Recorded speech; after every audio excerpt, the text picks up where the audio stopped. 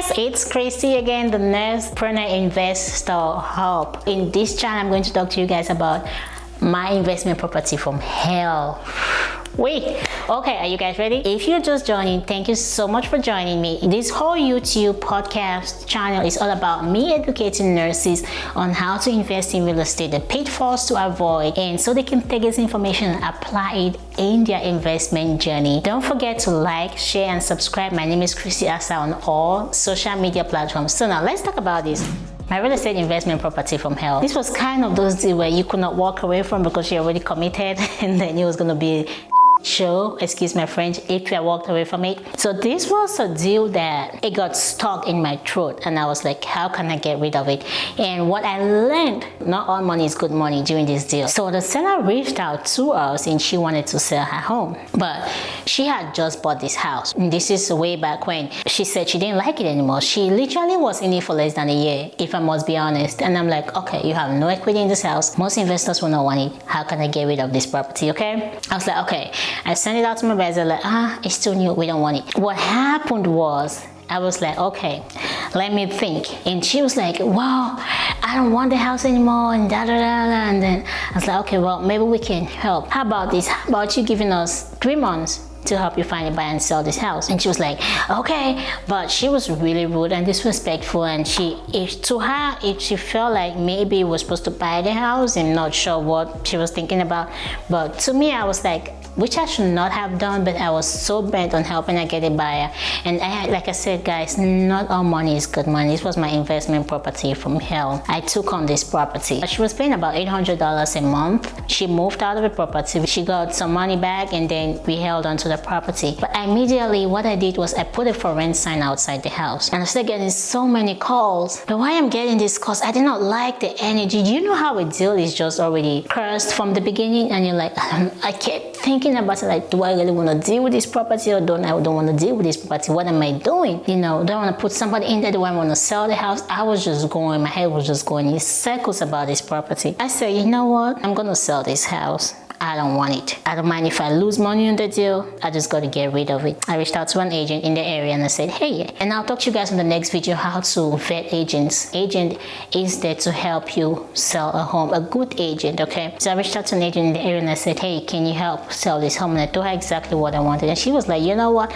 I think we can sell this house for $125,000. Mind you, we bought it for like $90,000. The first, I reached out to 2 agents, okay? Here is what you need when vetting agents, okay? I personally, what I did was I went online, I went on realtor.com, and I put the zip code of that property and I searched the agents in the area. Now I started reading their reviews. I started seeing how many houses they have sold. I started seeing how many houses they have in the market, if they have any reviews. So that particular agent stuck out to me, and when I called, she didn't pick up, okay? I'm like, okay, well, she'll call me back. But she did not call me back. I said, okay, well, she has not called me back. Maybe it's time to move on to somebody else. But I kept saying to myself, oh dear Lord, I really want to work with this lady. I like her reviews. I like that she has sold so many properties in the area. But that was it.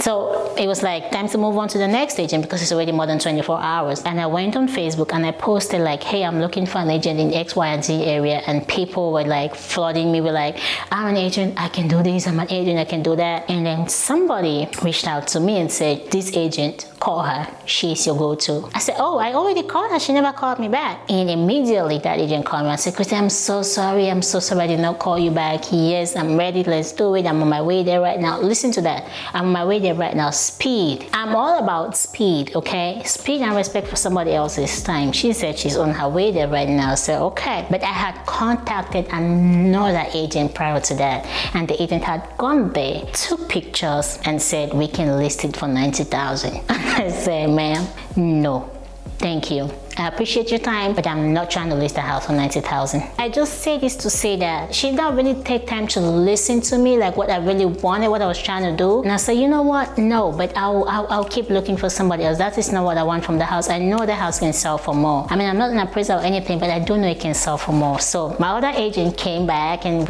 she went there, took pictures of the property, and she listed the house for $125,000. We got an offer in 9 days. This was a property from hell. This is a property, I was like, I just want to get rid of this damn house and get my life going, because it's been a whole show from the beginning when I was trying to close on this property. The seller has been working with me the whole entire time, and we've never talked, right? She really doesn't know who is buying this house, so she's never heard my voice in any way, shape, or form. And here I am walking in closing. She sits across from me, and the attorney's right here, and then she's realizing I'm the buyer. Whew. It was a mess. She was mad, but she could not walk away at that time, which I hoped and prayed she should have walked away from, but she could not walk away at that time. Guys, I faced a lot of setbacks from, just having an accent and being African. People really don't want to trust you. Even as a nurse, I face that every single day, but I don't know, okay. If you're really sick and you need help, I'm going to take care of you. Unless you're really not sick and you don't need help. Just like sellers. If sellers really want to sell their house, they don't care who they sell it to. They don't care who's trying to help them. They're going to sell. But some people are just too biased and just too shallow-minded. And they just, to me, I think they're ignorant. So she looked at me, gave me this look, and I'm like, I knew she's going to say something. She was mad, but oh well, we're buying the house, so what the hell. But we closed on it, and that was the beginning of day one in hell, okay? But fast forward to this day, the agent put the house on the market for $125,000. We bought it for 80-something thousand, and I'm gonna give you guys the exact figures because I paid her something. So me closing on that property with all change and everything, no, she listed it for $135,000. It was I was $96,000 in at closing. Closing cost, fees, seller, everybody were $96,000 in at closing. So it's $96,000. I'm off to buy $96,000. So when the agent said let's list it for $135,000, I'm doing my math, okay? I'm doing her commission, the closing cost. I said, cool, let's do it. So we listed that house. I started doing my affirmations. I started doing my mindset thing, telling yourself it's gonna work. I'm like, okay. 9 days later, we got a full offer. Closing 30 days, VA loan, waiving the contingency. God, could it be any better? I was like, wait, what? I said, take it. She had a lot of calls, but that was the first offer that we had. We went on that contract. One thing I do give that seller was she took great care of that house. I did not have to lift a needle. And you know what? She left everything in the house. The furniture, the fridge, everything was still intact, and it was brand new. So when the buyers walked in there to walk through the property, they are like, all this is coming with us? And we're like, yeah. They're like, are you sure? I'm like, yeah. Can you put that in writing? I'm like, absolutely. I said, absolutely. What am I doing with it anyways? But they're like, let's get on that contract. So we went on that contract. 3 days, due diligence, which they really didn't need it. They just had to put it in there. And we are giving them $5,000 at closing, which we did. So we're all in at $130,000, right? $130,000. I'm like, cool, that's a good deal. I'm doing my math. The math is mathing at this point, okay? It's about, if I paid, after paying everybody, I'm walking away with $26,000 and some change. Mind you, I was all in. That is if I pay, my $96,000 is paid, the buyer's commission, seller's commission, everybody is paid, closing cost is paid. I'm in my pocket $26,200 and some change in my pocket. So we had the appraiser go out there. This was something that really scared me. Now the appraiser go out there, we could not get a hold of him. I'm like, yo, what's going on? What did this house appraise for? But I'm telling you guys, if you guys are trying to come down the offer, it's not working. 135 it is. I'm not coming down. But the appraiser never ever got back to until this day. I don't know why, but I have a good feeling that house was appraised for way more than that, and that's probably why they did not bring it to the table. Because they would have known, maybe I would have wanted more, but I did not want to ask for more anyway. I just wanted it to close at that price so I could get rid of it. But we never got a hold of the appraiser. After that, the agent was following up every week until we went to the closing, and I said, hey, I'm gonna be out of town, okay? Can they do like a notary close, a virtual close that I don't have to be there? She was like, sure. So she let the title company, oh my God. If I can recommend them, guys, I would recommend everybody that I worked with on this transaction. They were amazing. The communication was top notch. I said, what time is closing? She said, it's on the 31st. I said, I'm in California. It's going to be 7 a.m. my time. That's 10 o'clock Georgia time. I said, tell me what I need to do. And this is me at work, right? That's what I'm telling you guys. There's no excuse for you to not want to accomplish your goals. If you don't want to accomplish your goals, you're lazy. It's just that simple. I don't know what anybody's talking about because I can juggle 10 things. If it comes to my money and my real estate, don't play with me. I was at work. I said, I'll get a around 7:30, 8 o'clock, but she's gonna get everything she needs to close on this house. So the day before closing, that was the 30th, I called her. I said, hey, can you ask her to send me all the documents I need? I have the payoff. I send them the payoff. I have everything I need for this house. Can she send me the closing documents, the hard statement? Now, a hard statement pretty much gives you a breakdown of this house, taxes, everything wise that is needed to close on the loan. And if you guys in agreement, you guys accept to it, and they're gonna close the next day on the property. If anything has to be changed, they're gonna change it. So she sent me the hard statement in the email. She said, if you agree to it, go ahead and print it out and sign it in front of a notary and send it back to me. I was supposed to work that night. I was so tired. I remember on my bed, I'm like, oh God, what is she saying now? I'm like, should I get up? Should I not get up? And then I said, but you prayed for this moment. Why are you not trying to get out of that? That's when the devil comes in, like, for you to not get things done. I tell you, when you're trying to get something done, you have all the excuses in your head. I could have easily gone back to bed and pushed that for the next day. Then that would have delayed the closing. Then I would have lost on closing on that property. So I grabbed a cup of coffee. I went online and I said, notary near me. And thank God for the internet, guys. Thank God for the internet. That was my first virtual close, and I found a couple of notaries, and most of them were 24 hours. So I called the first lady, and she said, I can do it at 5:30. That's 8:30 Georgia time. I'm like, okay, how much is it? Can you come to me? But I'm supposed to go to work. I said, it has to be hard 5:30 because I have to go to work. She's like, sure. But when I hung up the phone, I said, you know what? This lady is wasting my time. I got to find somebody who can do it now. I called the next guy. He said, I can come to you right now. I'm on my way. Give me 30 minutes. That's my kind of person. He drove, came to me, 30 minutes. We did it at a coffee shop. Okay, this is a healthy place. It's called Cafe Tropics. It's in San Diego, California. They have the best smoothie in the world. They have the best acai bowls, and they have a chaga latte, which I love so very much. I went there, I'm like, hey, can I get an acai bowl? I printed out my documents, my closing documents, and got there with my driver's license, and I grabbed an acai bowl. And I called the notary and I said, hey, I'm at this coffee shop. Can you meet me here? Let's get this done. I went over there, and he showed up and came ready. Came with his paperwork, came with everything, and we are signing the papers and we are getting everything authorized. I pulled up my phone just to make sure I don't miss anything. If you're like me, I have to go step by step. I'm reading number one. He was very thorough too. He's like reading number one, reading number two, and we are following it so we don't miss it, because mind you, closing is tomorrow and I'm gonna be at work. So we read everything, got it authorized. I scanned it and I sent it back to the title company. And it was after hours, but she was so quick in response. She's like, received everything, thank you. And then there was a little mistake we made. She did not put the agent's commission on there, so she sent me back the paperwork like, hey, I missed the agent's commission. Can you sign this one, authorize, and send it back? And I went, signed it, authorized, and sent it right back. On the 31st, we got paid. I was excited.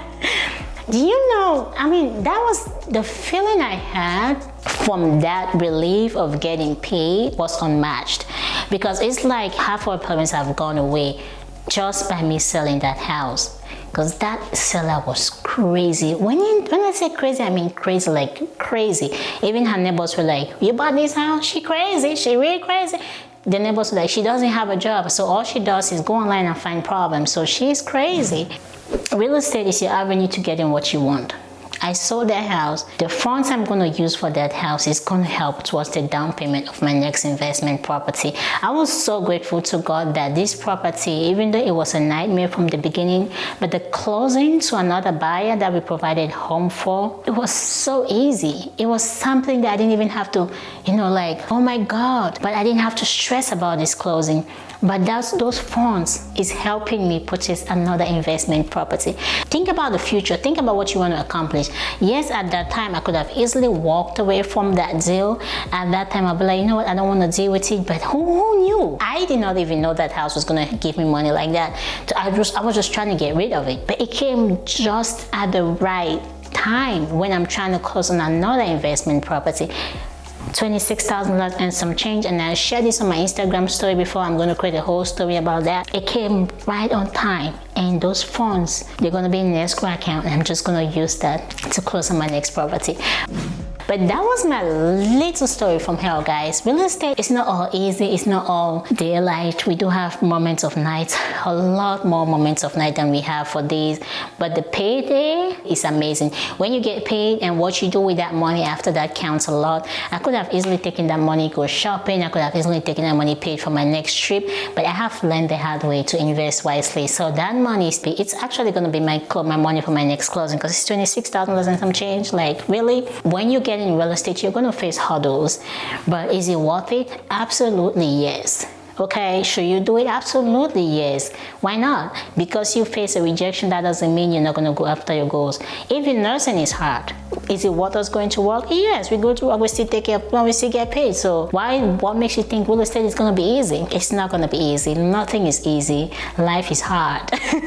You have to make it work for you. You have to make it enjoyable for you. So in this video, guys, I want you guys to share with me somewhere in the comments, if you're in real estate, what are the hurdles you've faced? What are the I wouldn't call it hard times, I would say setbacks. What are the setbacks you have faced in your real estate journey? Maybe you can help somebody else read in the comments to know what setbacks they have faced. I'm still facing setbacks every day. My accent, I discussed with you guys, some people, I've literally had a guy come and say, I picked up the phone and said, I will never sell my house to you. So that was like, oh, okay, whatever. That was just me reaching out to him and saying, hey, my name is Christy XYZ. And he was like, oh, I will never sell my house to you, because people hear my accent. So to some people, it's a turn off. I'm a foreigner. They think I'm a foreigner, whatever the case may be. But if somebody really wants to sell, they don't care what part of the planet you're from, they're going to sell. For me, it's not a setback anymore. It's just saying, that's not for me. Let it be and keep it moving.